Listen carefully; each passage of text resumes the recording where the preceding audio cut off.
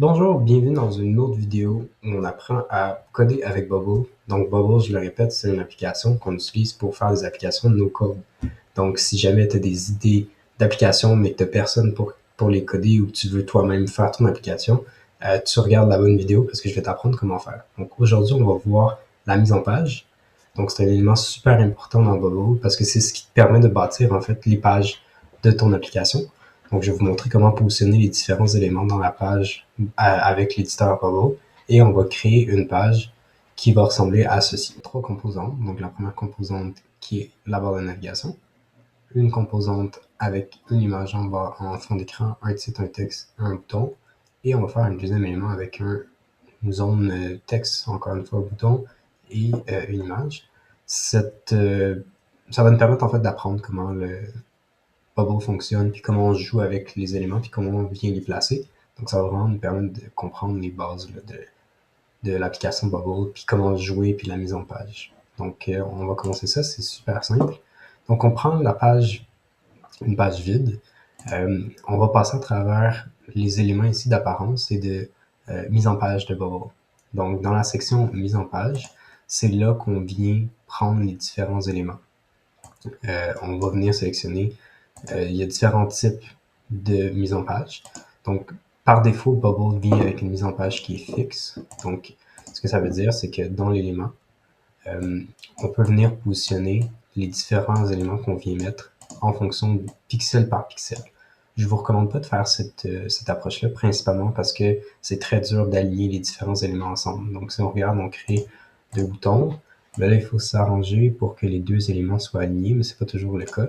Ça peut faire en sorte que notre page puisse sembler en fait un peu désalignée et non professionnelle. Donc, les autres alternatives que je vais vous présenter, c'est d'utiliser en fait soit les éléments de colonne ou les éléments de ligne, en fait.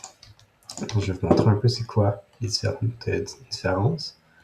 Donc, si on crée deux groupes, donc le groupe A et le groupe B, ici, et qu'on vient sélectionner pour notre page d'index, donc on vient sélectionner l'élément colonne, donc on voit ici que les deux groupes, on va leur mettre des couleurs différentes pour vraiment être en mesure de voir la distinction entre les deux. Donc, on vient faire en sorte que les éléments se suivent un en dessous de l'autre. Si on avait sélectionné la section row, mais tant qu'il y a de l'espace, l'élément va venir prendre la place sur la ligne. Donc, si on réessaye, et à un moment donné, le groupe D, il n'y aurait plus de place, donc il sauterait la ligne par la suite. Si on était en mode colonne, ben là, tous les éléments viendraient à la suite de l'autre. Donc, il n'y a pas besoin d'aller chercher la ligne au complet. Donc, on passe un élément après l'autre. Il y a comme un saut de ligne qui se fait entre les différents éléments. Donc, nous, si on retourne où est-ce qu'on veut aller, donc on veut créer une barre de navigation avec une image. Donc, on va commencer par créer l'image en premier. On va commencer par créer des groupes. Donc, comme je vous l'expliquais, dans Bubble, c'est des boîtes qui s'emboîtent dans des boîtes. Donc, en programmation, c'est souvent comme ça. Ça permet d'avoir un meilleur alignement des différents éléments. Donc, nous, si on regarde, on a trois éléments. On a un élément ici de barre de navigation.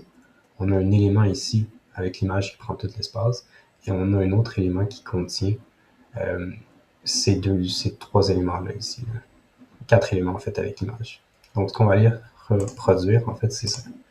Donc, on va aller créer nos groupes. Donc, premier groupe qu'on va créer, on va l'appeler le groupe image.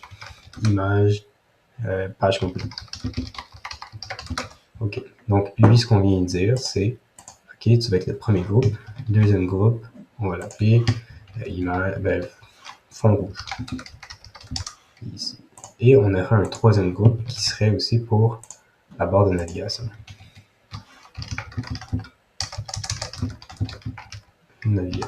Navigation. Ici. OK, donc on a nos trois groupes. On va commencer par ce premier groupe-là, qui est le plus simple à faire. On veut un groupe qui, en fait, prend une image complète avec différents éléments. Donc, si vous le voyez, il y a principalement un premier groupe qui contient l'image, et après ça, il y a un deuxième groupe qui contient le texte titre, le texte ici, et le bouton. Donc, ce qu'on va venir faire, c'est qu'ici, on va l'appeler image complète. Donc, si on regarde ici dans la section mise en page, Là, en ce moment, on est en colonne. Donc, tous les éléments qu'on met dans ce groupe-là vont être un en dessous de l'autre. Donc, si on fait un test, c'est correct. En ce moment, on voit pas trop l'impact que ça a pour le moment, mais on va le voir par la suite. Donc, on va le laisser en colonne, puis on va essayer de faire les différents éléments par la suite. Donc, dans le layout, ici, on a différentes options. Donc, colonne. On veut aussi savoir... On veut savoir ici aussi les éléments, quand ils sont positionnés, ils partent de où. Donc ici, on voit que les éléments partent toujours du haut du groupe. On pourrait décider qu'ils partent du milieu, du bas, ou qu'ils soient distribués également, ou complètement en haut. Donc c'est les différentes fonctionnalités que Bubble nous offre pour venir répartir les différents éléments dans notre groupe. On a aussi une section ici où on pourrait dire, OK, je veux que cet élément-là n'apparaisse pas sur la page. Donc, en cliquant ici, les deux autres groupes apparaîtraient, mais lui n'apparaîtrait pas. Je vais vous montrer plus en détail qu'est-ce que ça donne avec le résultat final. Et ici aussi, donc on a la possibilité, donc ça c'est l'alignement qui est horizontal, vertical, excusez, et on a aussi l'alignement qui est horizontal. Donc là en ce moment, tous les éléments, vous voyez, commencent en haut, pas en haut, mais maintenant ici, commencent en haut à gauche. On pourrait faire en sorte qu'ils commencent en haut, centré aussi. Ou on pourrait faire en sorte qu'ils soient en haut à droite. Donc, c'est une possibilité aussi qu'on a dans Bubble. Donc, si vous regardez ici l'alignement du texte, on veut qu'il soit centré, on veut qu'il parte à droite. Donc, ça nous donne différentes alternatives. Donc, nous, dans notre exemple, c'est vraiment une image qui est complète. Donc, on regarde ici la grosseur de notre élément peut être déterminée par les éléments ici qu'on voit. Donc ici, la largeur, elle est de minimum 40 et il n'y a pas de maximum. Si on avait mis un maximum ici, on verrait que notre boîte ne serait pas plus grosse que 500 pixels. Donc nous, c'est pas ça qu'on veut, on veut une image qui est pleine de grandeur. Donc ce qu'on vient de dire, c'est qu'on veut que la largeur maximum, soit qu'elle soit qu'il n'y en ait pas, ou sinon ce qu'on peut faire, c'est qu'on veut que la largeur minimum qu'on veut, donc le plus petit qu'on veut qu'il soit, ça soit 100%. Donc Bubble nous donne la possibilité de mettre ça en pixels ou en pourcentage. Donc ça veut dire que ce groupe-là ne sera jamais plus petit que la largeur de 100% de notre écran. Donc en faisant ça, on est toujours sûr que notre image va toujours être supérieure à y prendre tout l'écran au complet. On veut aussi voir que la page ici prend toute la hauteur aussi de notre écran. Donc, ce qu'on va venir faire, c'est qu'on va venir faire la même chose. Donc, ici, on va dire, je veux que ça prenne le minimum, l'auteur minimum qu'on veut qu'il y ait, c'est 100% de la page. Donc, en faisant ça, on voit clairement que la page va prendre 100% de la hauteur de notre image. Il y a d'autres options ici qu'on peut mettre, faire en sorte que la largeur soit égale au contenant, à qu'est-ce qu'il y a dans le contenant. C'est une possibilité aussi qu'on offre. Donc, si on donne, par exemple, on avait mis ici que c'était seulement, mettons, 25 pixels, et qu'on veut que ce soit la largeur maximum, ce soit la largeur du texte, donc on verrait que Bubble vient regrouper le groupe ici. Donc, nous, c'est pas ça qu'on veut pour notre exemple. Donc, on va remettre à ce qu'on avait. Donc, c'est une possibilité de le faire ici aussi. Là, c'est la hauteur. Donc, on préfère aussi que la hauteur soit fixée. Donc, ça soit pas variable en fonction de la hauteur de l'écran. Donc, on pourrait mettre ici ça avec 50 pixels par exemple. Donc, on aurait tout le temps 50 pixels, puis ça bougerait pas. Donc, vous voyez pas, ça enlève, quand on coche cette section-là, ça enlève les possibilités que le groupe aille de venir se moduler en fonction de la hauteur de l'écran qu'on a. Donc, même chose pour les éléments. Donc, on pourrait faire en sorte que si on met 10 pixels, puis qu'on coche ici, mais là, techniquement, ça va venir prendre la hauteur d'ici. Donc, ces différents éléments. Et celle-là aussi, ça permet de scroller. Donc, si j'avais mis un autant maximum de 10 pixels, par exemple, vous voyez que les éléments ne rentrent pas dans le groupe. Ce que ça ferait, c'est que sur la page ici, donc les éléments n'entreraient pas en considération. Et ici, je vais vous le mettre peut-être un petit peu plus gros. Ok, parfait. Donc là, on va voir qu'il va y avoir un élément où on va pouvoir venir dérouler ici. Donc ça, c'est si on veut que la hauteur n'impacte pas le reste de notre design. On peut venir mettre un menu, le faire dérouler, comme ça, on a tout le temps une hauteur minimum, même si notre contenu dépasse, mais les gens vont pouvoir juste venir scroller pour aller voir le contenu. Donc, ça peut être quelque chose qui est pratique. Dans notre cas, ce ne sera pas pratique, donc on ne le sera pas aujourd'hui. Donc, on va retourner dans notre image, et là, on veut que ça ressemble à ça. Donc, vraiment simple. Ce qu'on va venir faire, comme je vous dis, c'est qu'on met 100%, 100%, ici. On va venir décocher ça, c'est pas nécessaire, ici. Et ce qu'on va venir faire, c'est qu'on va venir mettre une image en arrière-plan. Donc, dans l'apparence, Babo nous donne différents types de background. Donc, on a différents styles. Dans ce cas-ci, il n'y a aucun background en arrière. On pourra avoir une image, une couleur qui est statique. On pourrait aussi avoir un dégradé. Et nous, ce qui nous intéresse, ce serait une image. Donc, dans cette situation-ci, on va aller chercher la première image.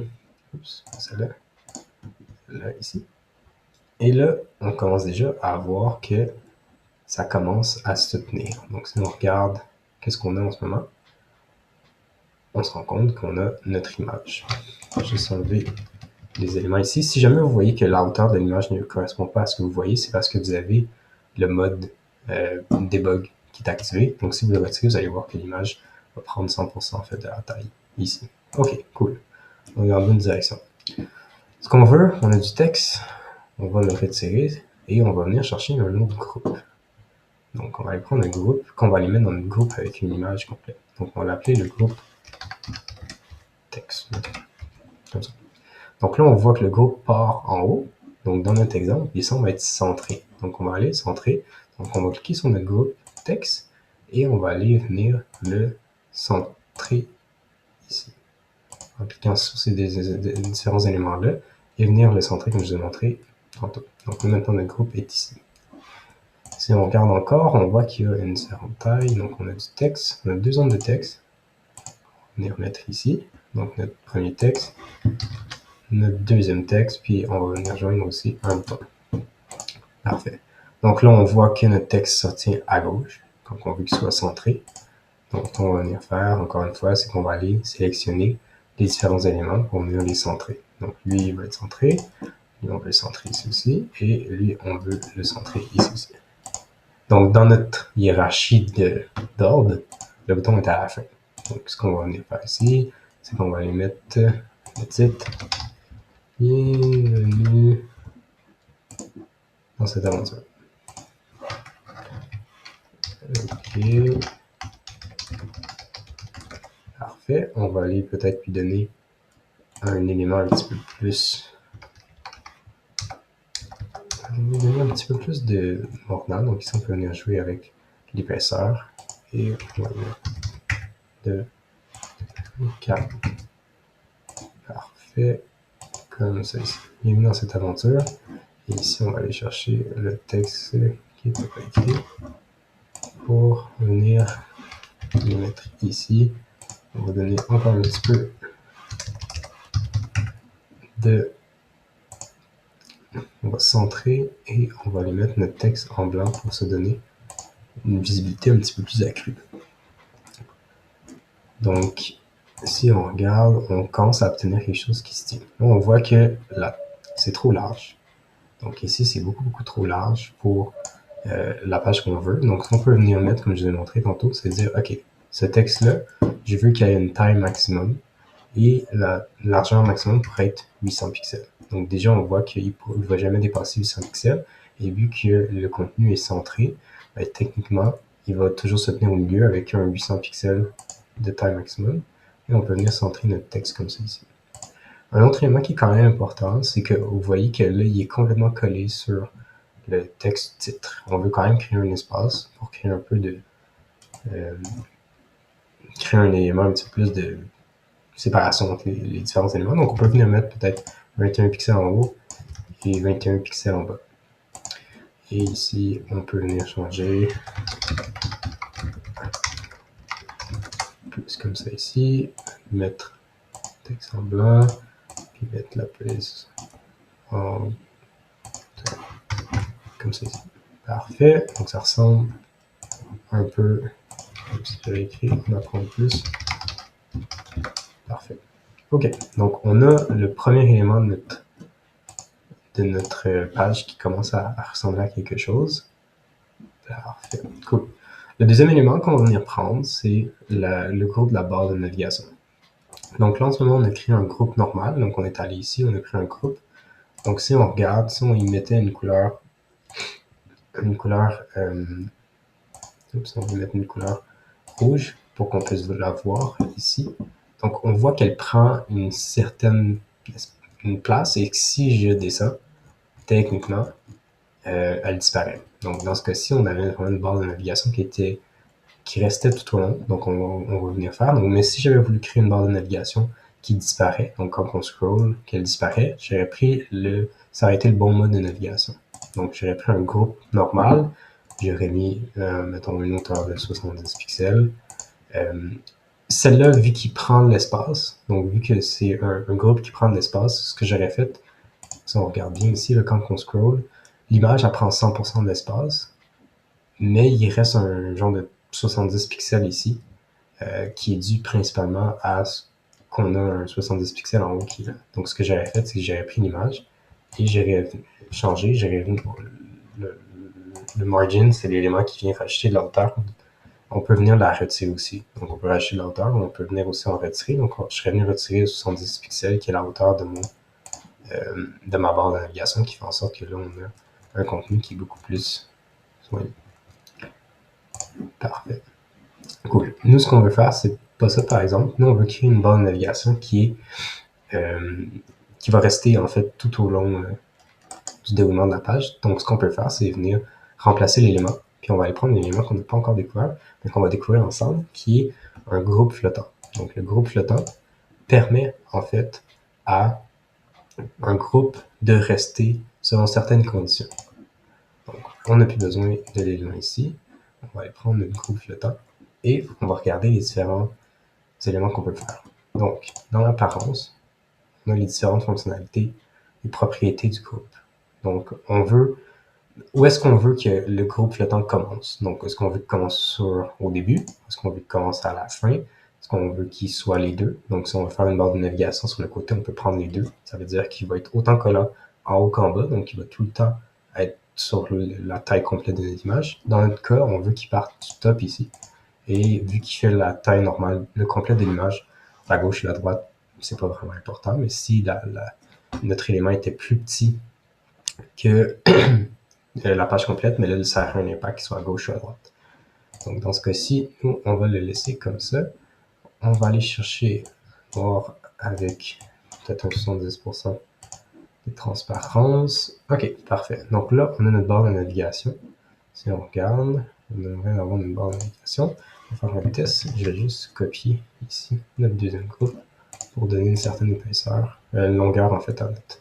Donc là, on voit notre barre de navigation. On descend, on descend, on descend, on descend. Et toujours là, toujours là, toujours là, toujours là. Parfait. Cool. Dans notre élément, on avait une zone titre avec différents textes.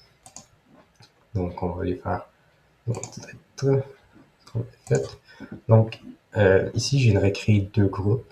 Donc, comme ici, on voit un groupe qui tient le titre, le logo, et un autre groupe qui contient les différents éléments.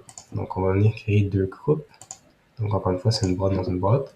Donc, le groupe, on va l'appeler logo. Logo. Et on va créer un autre groupe qui va être la navigation de temps.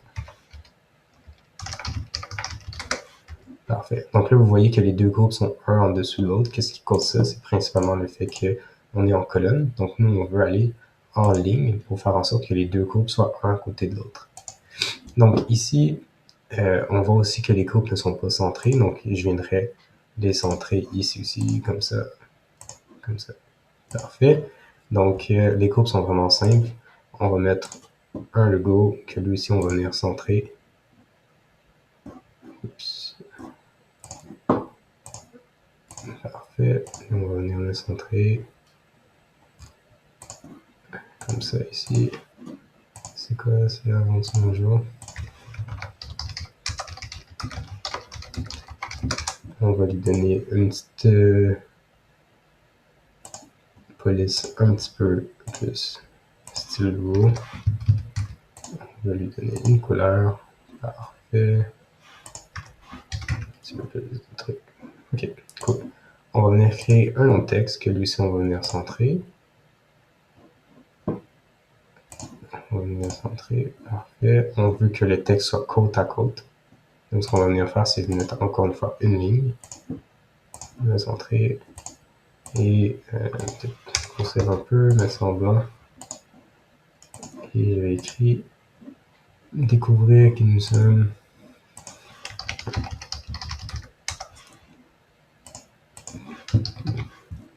Donc, qui nous sommes.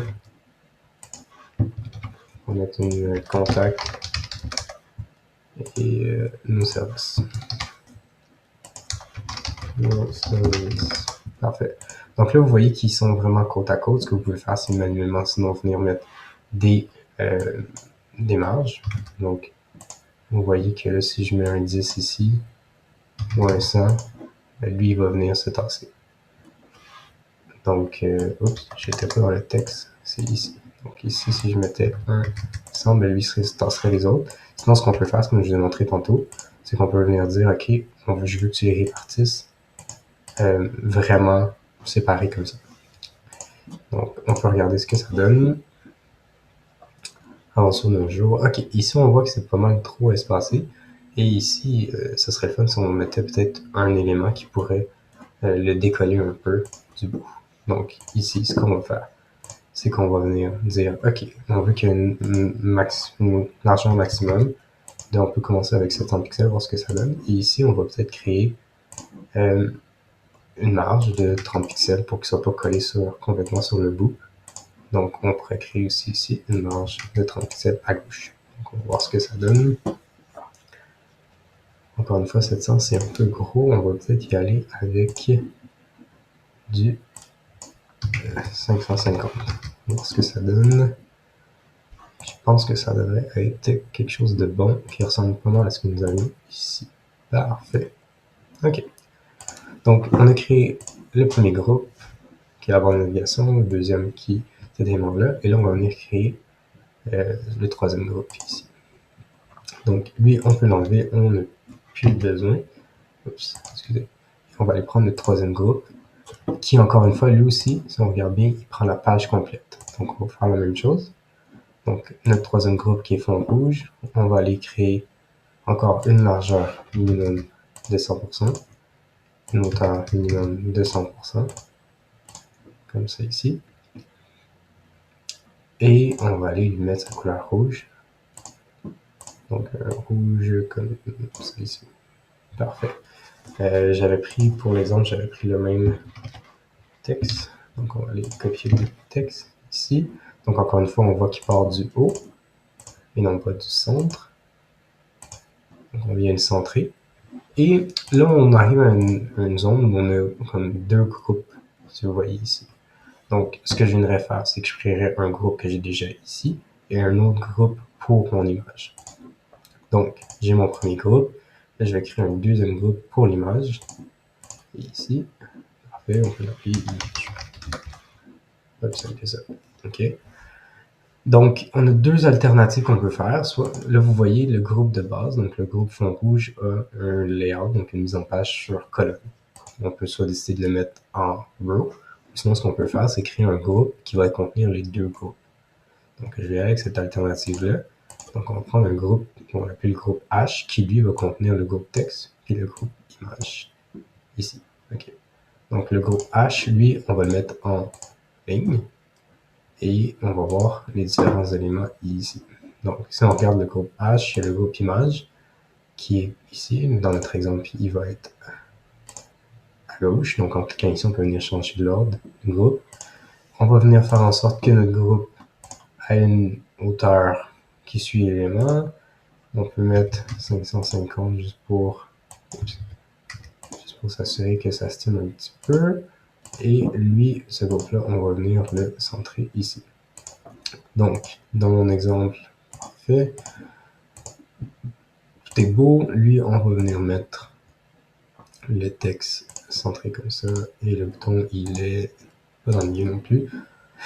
Donc, on va venir le mettre lui aussi.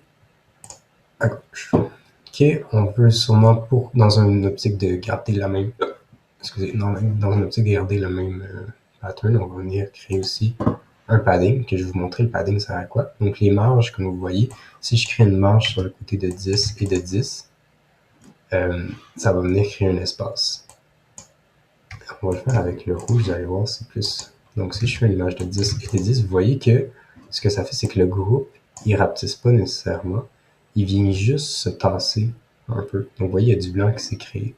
Si on ne veut pas impacter le 100%, ce qu'on vient faire ici, donc on garde ça à 0, on vient créer un padding. Padding, c'est un espace qui va être ajouté à l'intérieur de la forme, donc ça ne prend pas plus d'espace. Donc vous voyez que le rouge n'a pas grandi, c'est juste qu'il y a une zone non qu'on ne peut pas aller qui se crée ici. Donc ça fait le même résultat.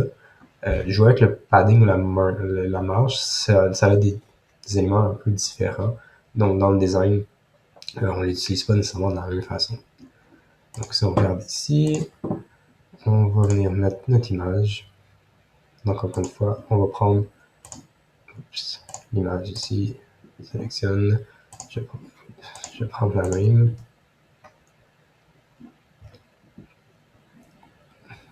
Et on va venir, là le texte, si on regarde, le texte risque d'être collé. Ce qu'on va faire, c'est qu'on va aller venir mettre là une marge.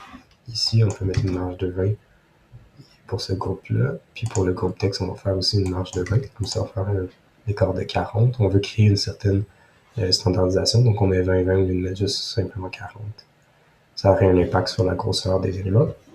Et sur mon image, les coins étaient ronds. Donc pour rendre les coins ronds, Bubble offre l'option aussi de créer une certaine rondeur dans les éléments. Donc en mettant, vous pouvez jouer avec les chiffres là, pour créer une rondeur. Donc un 500, ça créerait un cercle ou quelque chose comme ça. Donc on va y aller avec du 20 pour notre exemple. Et si on regarde, techniquement, on aurait arrivé à quelque chose qui ressemble beaucoup. Oh, ici, il y a un petit élément qui a changé. Qu'est-ce qui cause ça? Ah, ici, il est centré. Donc lui, on va le mettre à gauche complètement, comme ça. On devrait avoir quelque chose qui se tient. Parfait. Donc ça ressemble pas mal à ce qu'on a ici. Donc, j'espère que ça vous a permis d'apprendre un peu comment la mise en page fonctionne. On va encore utiliser la mise en page au cours des autres vidéos. Vous allez voir, c'est relativement facile. Il faut quand même apprendre à jouer avec, mais quand on apprend à l'utiliser, ça devient de plus en plus instinctif et ça va vous permettre de vraiment placer où est-ce que vous voulez les différents éléments sur votre page Bubble. Donc, on se revoit pour une prochaine vidéo.